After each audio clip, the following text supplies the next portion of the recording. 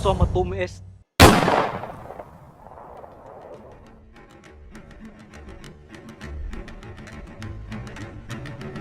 Late na naman.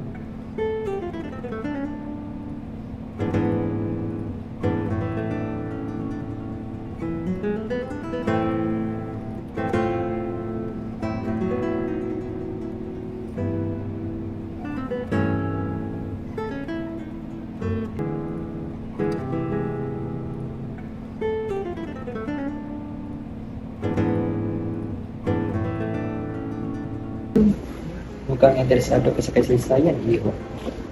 Hindi masyado, sir. Medyo magulo. Parang luma na sa panahon. Baka kailangan mo lang itong marinig sa simula sa paraang hindi pa nasabi sa iyo.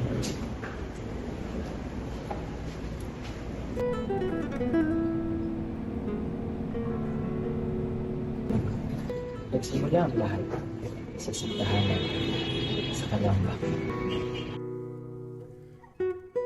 Sa isang panahon ng kadiliman, isinilang ang liwanag. Isang bata ang tadhana ay maging tinig ng bayan. Ang kanyang pangalan ay Jose Portacio Rizal Mercado y Alonzo Rialonda. Mahal po! Si Pepe. Kaya mo yan! Theodora! Andito lang Ayan na, nakikita ko na ang ulo ng bata! Iray! Isa pa! Iray! Ah! Babae! Ay! Theodora!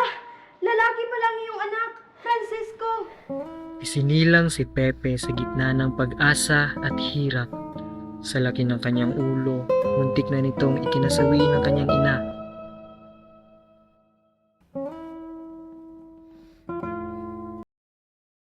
Sige anak, basahin mo ang alpabetong Tagalog. A, Ga, Ka, Da. Magaling anak, matalino ka talaga. Tayo na't mag-asal at matulog.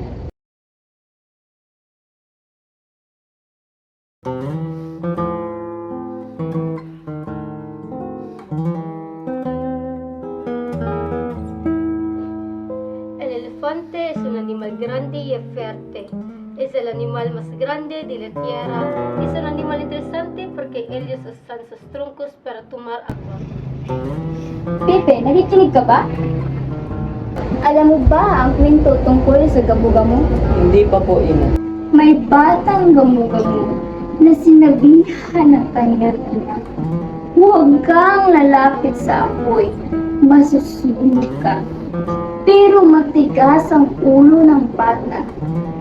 Nilapitan niya ang liwanag. Nasunog ang kanyang mga pakpak at namatay. Pero ina, kung ako ay batang gamo-gamo rin, gusto ko ring malaman kung ano ang nasa liwanag. Hindi ko pipigilan ang sarili ko sa paghahanap ng kasagutan. Ang likas na pagkamausisa ni Pepe ang nagsilbing ilaw at patnubay sa mga yugto ng kanyang buhay.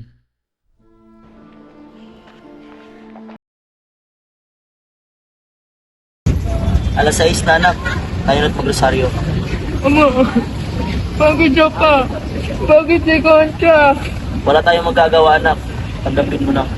Tama anak.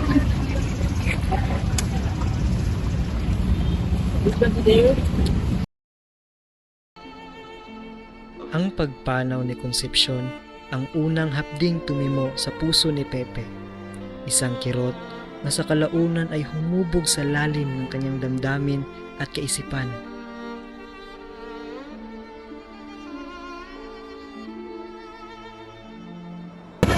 Sir, seryoso po? Parang galing naman Rizal sa lahat ng bagay. Parang imposible naman. Hindi siya perfecto, Miguel. Pero hindi rin imposible ang tao mas pinili ang talino bilang armas. Kaya ba niyang labanan yung takot?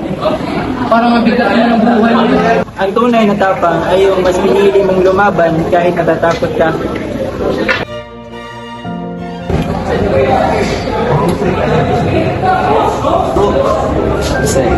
Mahusay ka pala sa pagbabasa at pagsusulat at sa matematika. Sa iyong edad, bihira na ang may kanyang galing. Maraming salamat po, Guro. Pero mas nais ko pa po matuto, lalo na sa Espanyol at Latin.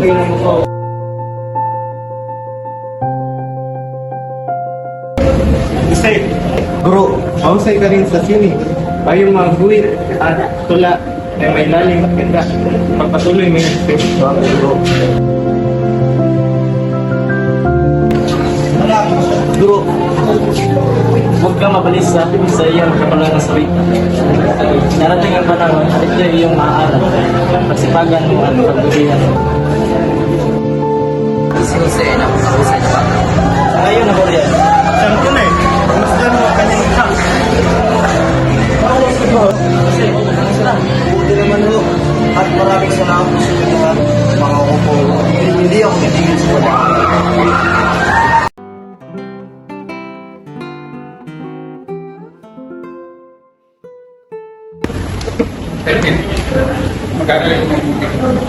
Kami na kita ay umaasa sa iyo.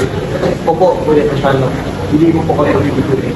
Sa ganyan, unang nasilayan ni Pepe ang karanasang maging dayo, kasabay ng pait ng pang-aapi.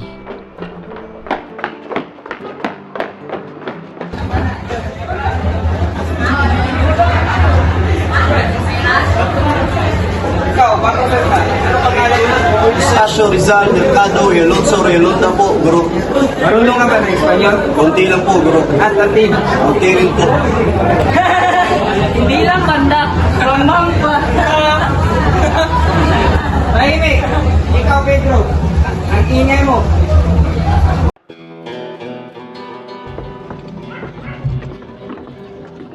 Hoy, Chonggo! Ano ba yung mukha mo sa salamin?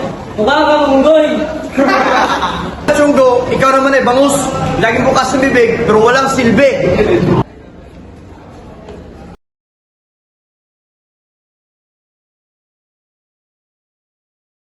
Gusti, halika rito! Sol Maricol!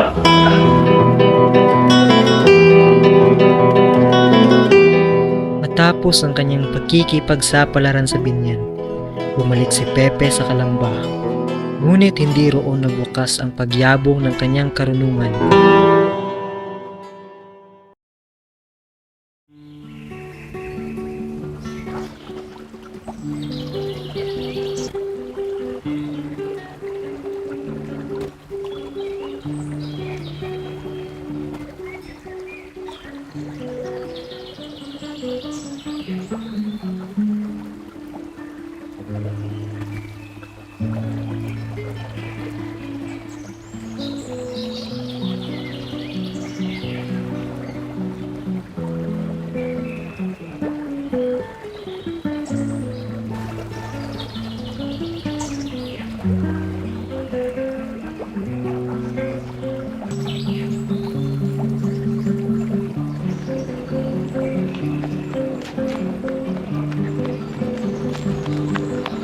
Jose!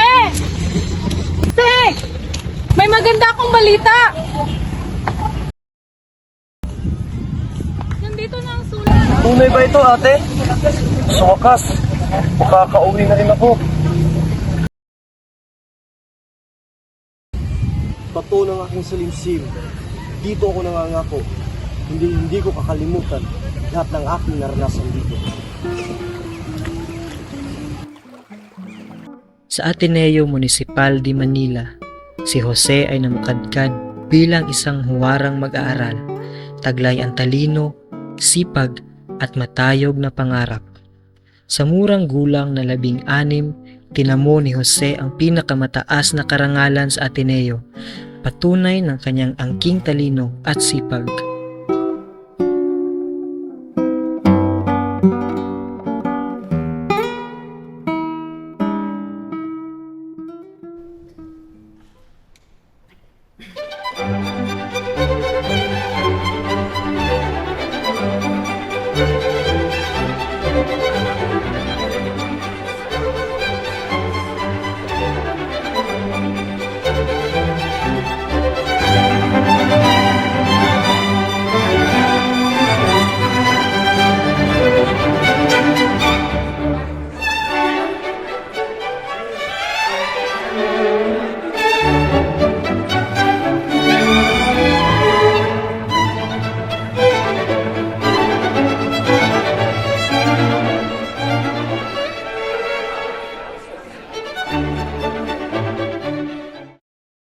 Jose, kumusta ang iyong nobela? At kailan ito may lilimbag? May lilimbag aking nobela ko sa susunod na buwan. Pero huwag kayong mag-alala dahil bibigyan ko kayo lahat ng kopya. Kumusta sa Europa, Jose? Ayos naman, guro. Nagawa ko pa rin makauwi. Mga guro, pwede ba magtanong? Sino ba yung magandang babae nito? Puntahan mo na. Puntahan mo na.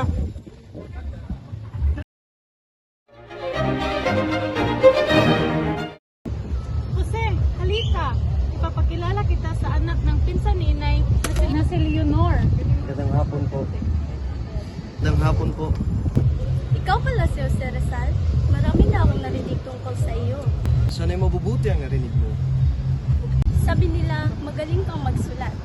Pero mayabang daw minsan. Marahil, totoo nga ang lahat. Pero hindi ko ikinakahiya. Dahil kung para sa tama, handa ako maging mapagmataas.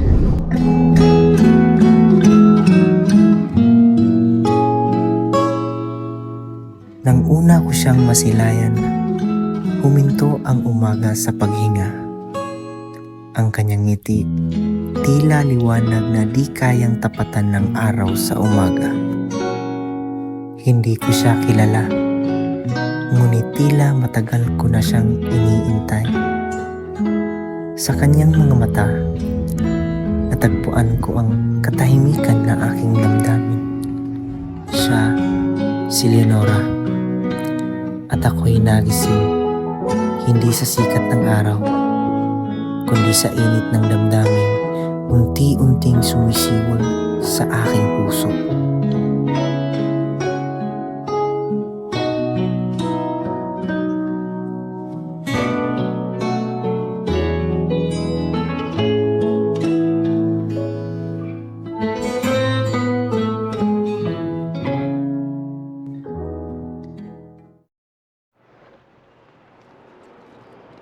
Ano na naman ang sinusulat mo, Jose? Isang liham para sa'yo. Hindi mo ba ako mapagsasawaan? Araw-araw na lang may tula o liham. Ikaw ang inspirasyon sa panulat ko, Leonor. Hindi ako magsasawa kailanman. Kung nalaman ito ni Inay, magagalit siya. Ayaw niya sa'yo, lalo na ngayon na aktibo ka sa galaw para sa bayan. Ang laban ko, hindi laban para sa sarili, Leonor. Kung hindi, para sa bayan. Lalo na sa mga katulad mong hagapos sa katahimikan ng lipunan. Paano kung umalis ka? Kung hindi ka na bumalik? Ako'y aalis para matuto. Pero sa bawat sulat, sa bawat salita, ikaw ang nasa puso ko, Leonor.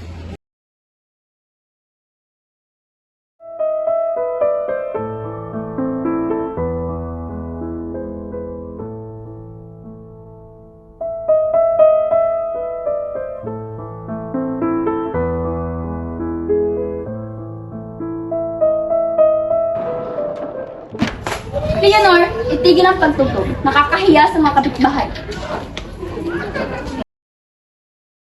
Magpapaalam muna ako, ngunit asahan mong may liham akong darating para sa iyo.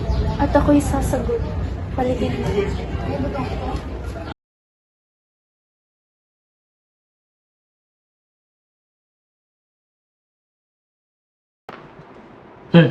Galing kay Leonor.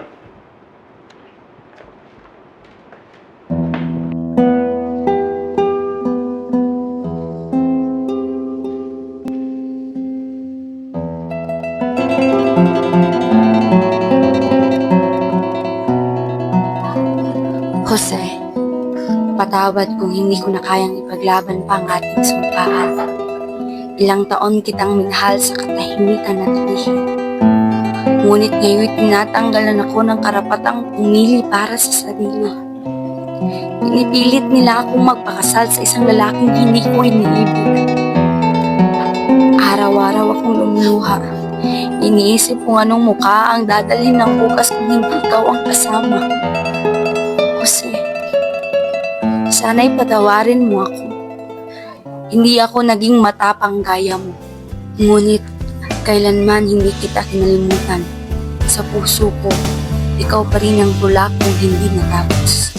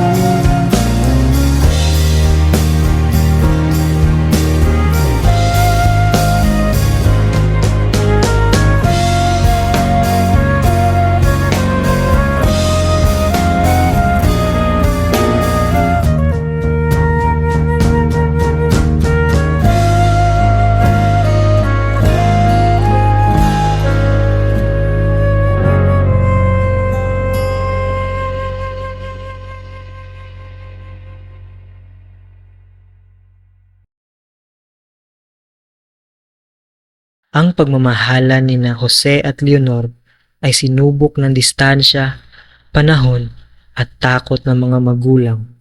Ngunit sa puso ni Rizal, si Leonor ang nanatiling pag-ibig na nawala sa gitna ng pakikibaka.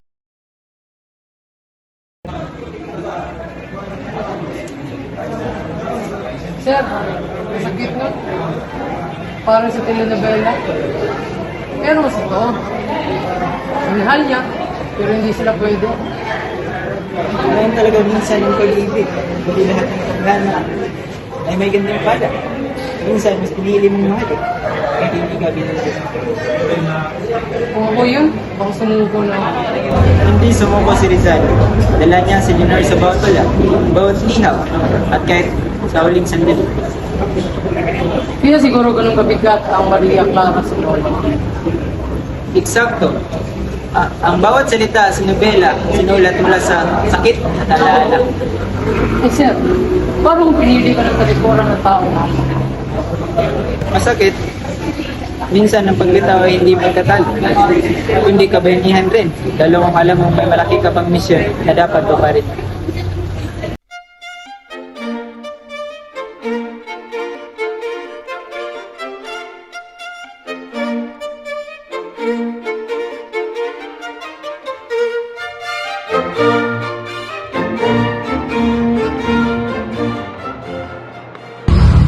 Dr. Viola, maraming salamat sa iyo. Dahil sa iyo, may lilimbag na natin to. Hindi lamang ito isang aklat, Jose. Ito ay isang apoy. Mga kasama, ang La Liga ay hindi lamang isang protesta, kundi ito'y pagkakaisa. Isa tayong katawan, isa tayong bayan. Tama. Tama! Ang layunin ng La Liga ay taguhin ng edukasyon, reforma at kalayaan ng bawat Pilipino. Kaya natin magbayad ng buwis para sa bangus. Kaya rin natin para sa bayan. Mabuhay ang La Liga Pilipina. Mabuhay! Listo, señores.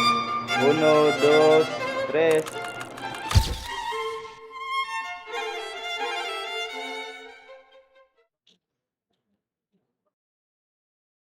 Ikaw na naman, Jose. Akala mo makakalusot ang iyong mga sinulat. Ang mga nobela ko ay para gisingin ang isip, hindi para magudyok ng himagsikan. At ito ay ebidensya. Pobres frailes, isang pambabastos sa simbahan. Wala akong ginawang krimen, kundi magmahal sa aking bayan. Sapat na.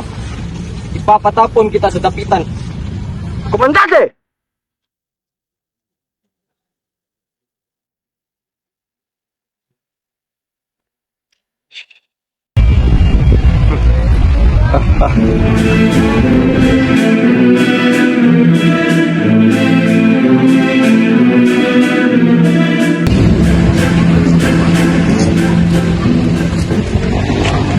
General!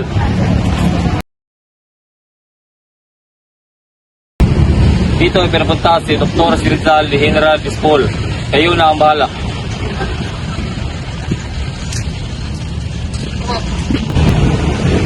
Dr. Jose Rizal. Simula ngayon, ako na ang susundin mo.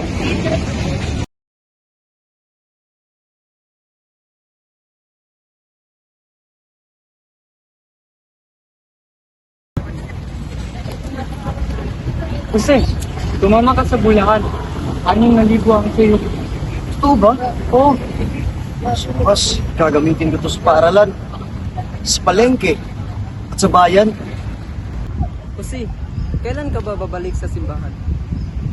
Padre, sa Diyos ako nananampalataya, hindi sa mga ritual ng kasalanan.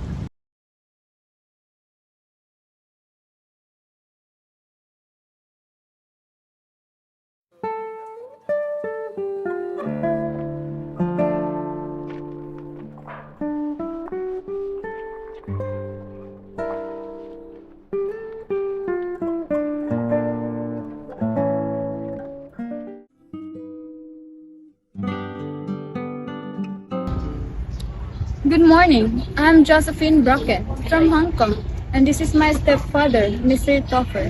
We heard you were a skilled doctor. Good morning.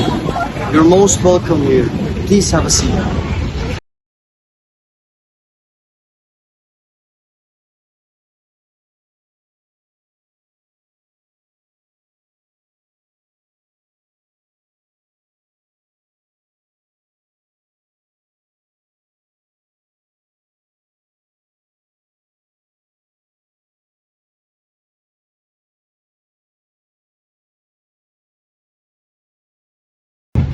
You know, I'm not used to having someone like you, kind and intelligent.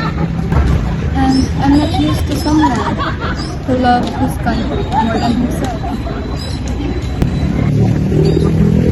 I admire this piece you wrote. I can feel your soul in every word.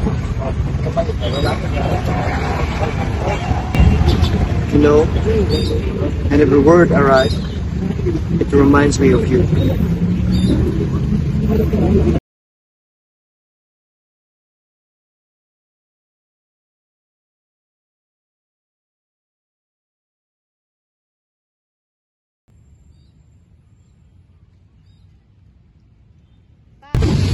Jose, I must return to Hong Kong. My family doesn't approve of me staying here. Josephine, since you arrived, the Pitan hasn't felt so sour. I didn't expect this, but I'm falling for you. And I love you too, Jose. If only you could marry me. I'll speak with Padre about it. Wait for me.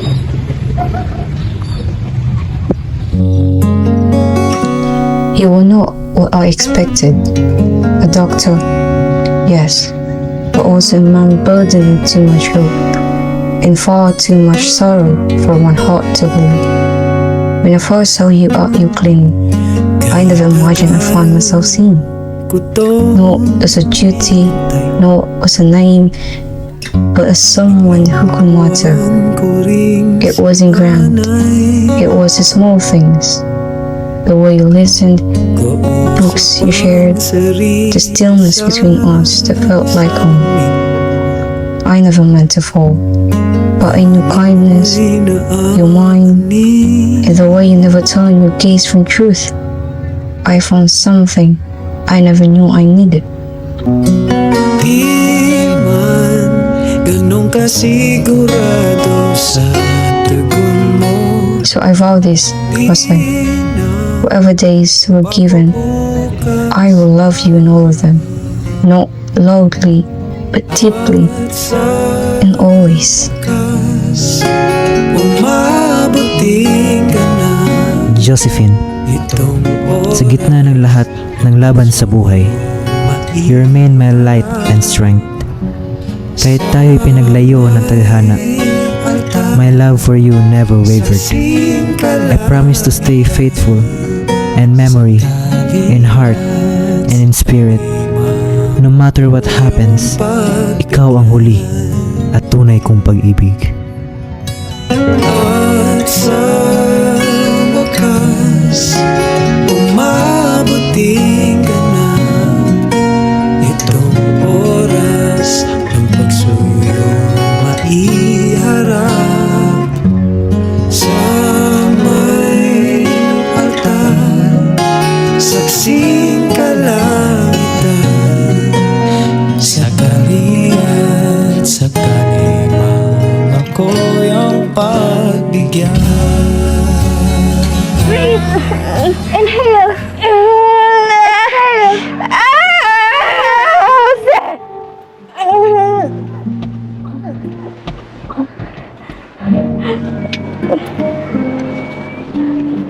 It's a boy. But it's gone. Anong gagawin natin? Gagawa tayo ng atawal. Ngayong gabi, ililibing natin siya.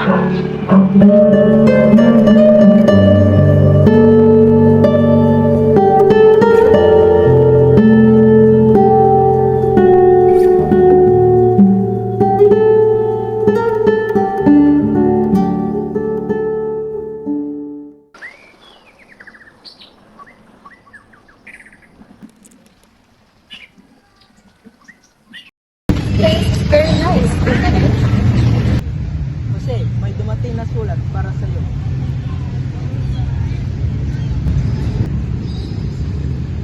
Joseph, the governor has accepted my offer. I will now be able to help people as a doctor in Cuba. You're leaving? I'm lost, but I will return. This is not the end, sir. We'll live on in every heart that refuses to give up.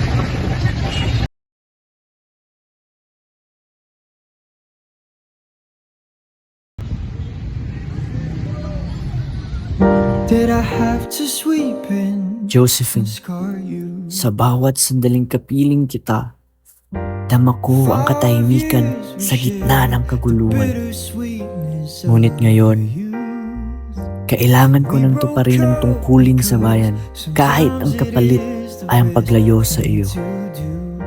Huwag mong isipin na iiwan kita dahil ako'y nagsawa, kundi dahil mahal kita. At ayokong mamuhay na may takot at pagsisisi.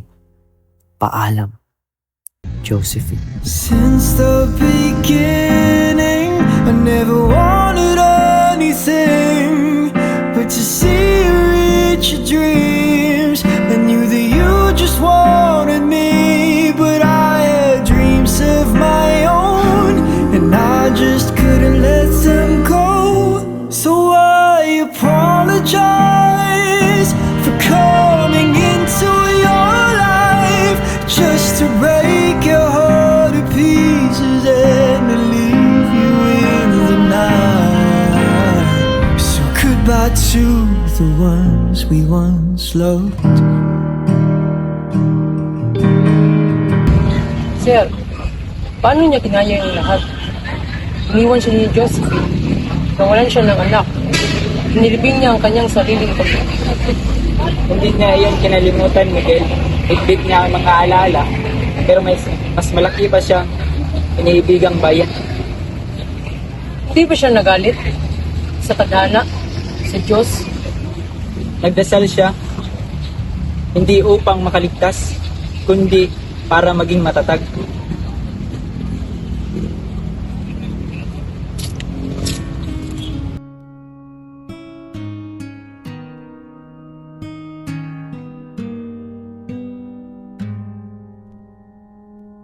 Nuestra patria Filipina, cuya tierra es oro y púrpura, tantos tesoros guardia en su lar, que tienta. ¡Adelante! ¡Y puesto la Rizal! Y es por eso que el anglosajón ¡Guardias! ¡En formación! ¡Adelante! Patria mía en prisión, sacúdete del traidor.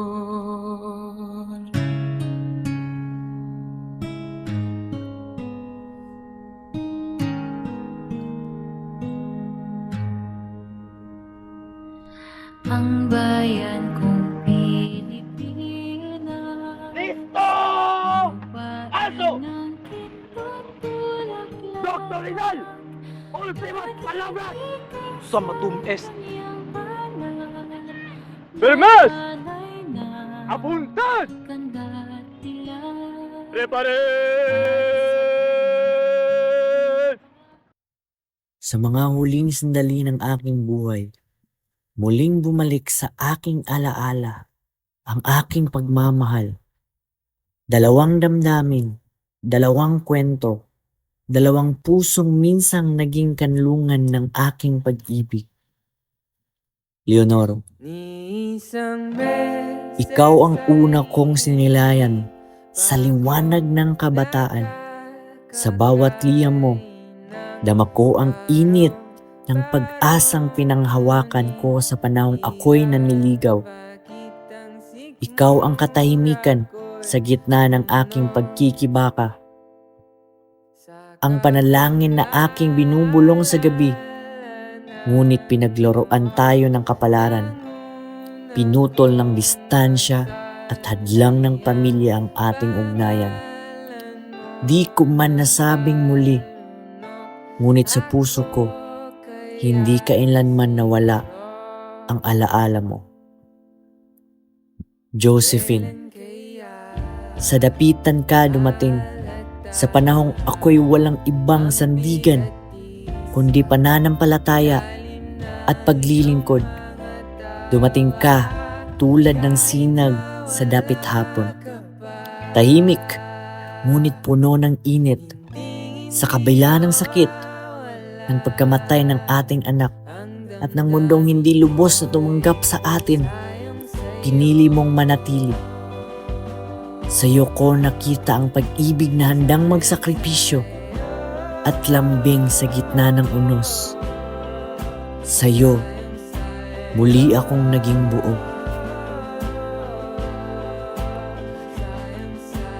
Sa dulo ng lahat, pag-ibig pa rin ang aking sandigan. Ito ang nagpapatahimik sa aking puso sa gitna ng kaguluhan at nagbigay ng saysay sa bawat pintig ng aking buhay. Hindi man naging akin ang habang buhay sa piling ng minamahal. Sapat nang minsan akong minahal at minahal ko rin ng buo.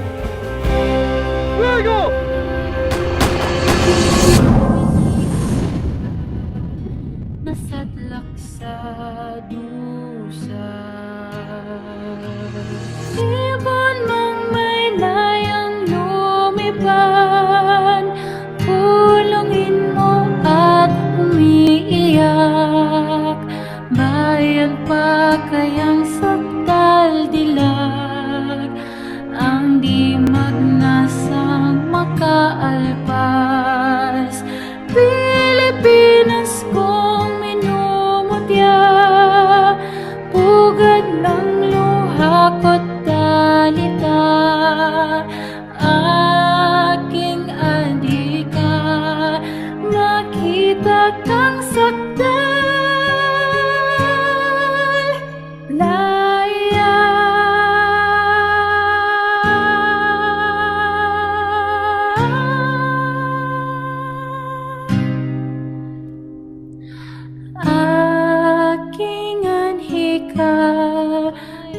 makita kang saktan, nasadlak sayang.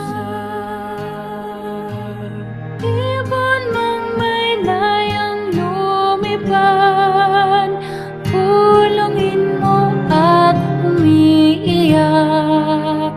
Bayan pa kayang saktal dilag, ang di magnasang makaalpa.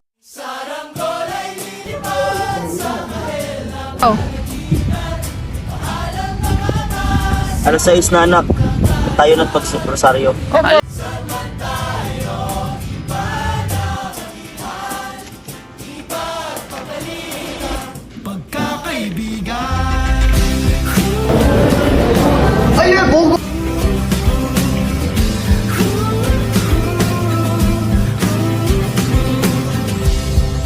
Aking ulitin itong mahabang biyahe sa kada yugto ng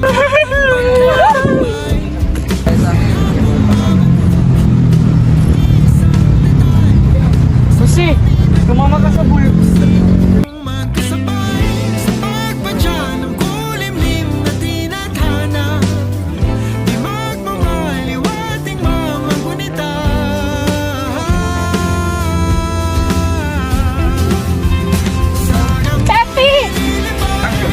Soldado!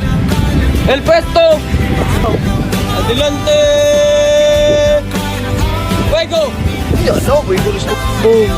Patay. Kasi, mas na ang yung nabila. Kailan ito na? Balik.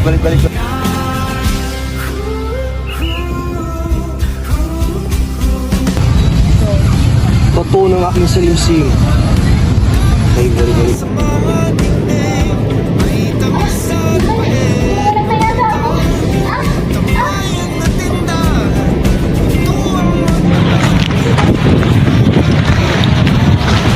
Kalma ra kayo na. Ang sarili. Tahan mo na. Smile. Oh. Kasi, halika. Dukol sa manok.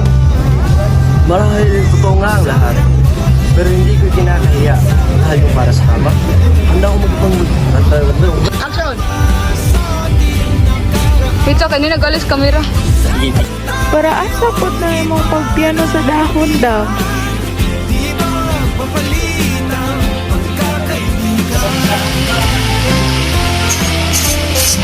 May haga ni mana, pre.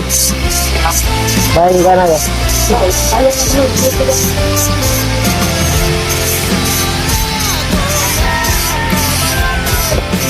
Kaya na mo, pera pa ka.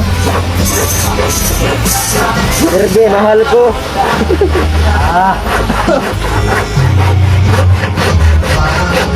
Pre, ay palapit pre, masih regular ka.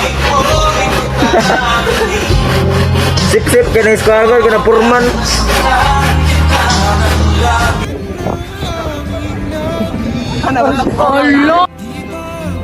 Soldado! El puesto! Ulo, doon sa...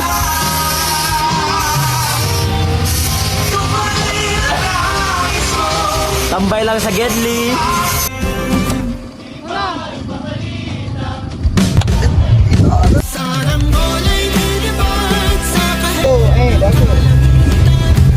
Go!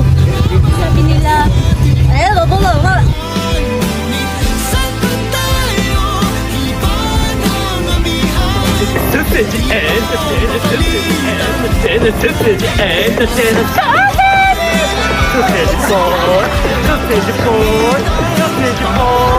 Café de pôr!